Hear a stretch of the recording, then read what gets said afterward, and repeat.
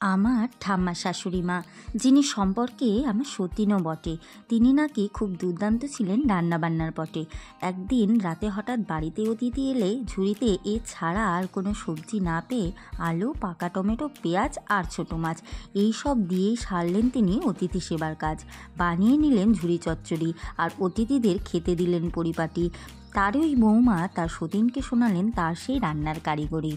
ঘরে থাকলেই হলো যে কোনো ছোটো মাছ, আর তার সঙ্গে ঝুড়ি করে কেটে নিতে হবে আলু, টমেটো, পেঁয়াজ। ছোটো মাছগুলি নুন হলুদ মেখে আমি হালকা করে তেলে ভেজে নিয়েছি। এবার ওই তেলেই ঝুড়ি আলু হালকা করে ভেজে নামিয়ে রেখেছি। এবার তেলে শুকনো লঙ্কা, তেজপাতা, গোটা জিরে ফোড়ন দিয়ে ঝুড়ি পেঁয়াজ আর চেরা কাঁচা লঙ্কা দিয়ে 1 চা চামচ নুন দিয়ে হালকা ব্রাউন করে ভেজে নিয়ে টমেটো দিয়ে আরও একটু ভেজে নিয়ে 1 ফালি আদা আর 1 চা চামচ জিরে বাটা আর পরিমাণ মতো নুন হলুদ গুঁড়ো দিয়ে পেঁয়াজ টমেটোর সাথে মশলা হালকা করে কষিয়ে নিয়ে ভেজে রাখা আলু দিয়ে ভালো করে কষিয়ে ভেজে রাখা মাছ আর 2 কাপ জল দিয়ে 5 মিনিট মিডিয়াম ফ্লেমে ঢেকে রেখেছি। এবার 5 মিনিট পর ঢাকা খুলে আবারও 5 মিনিট মিডিয়াম ফ্লেমে ফুটিয়ে নামিয়ে নিলেই রেডি ঝুড়ি চচ্চড়ি।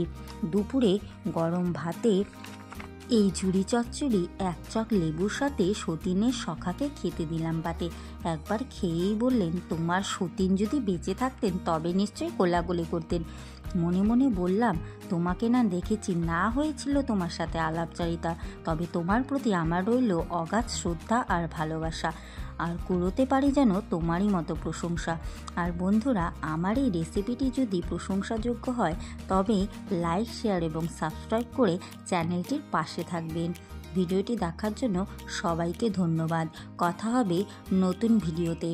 টাটা।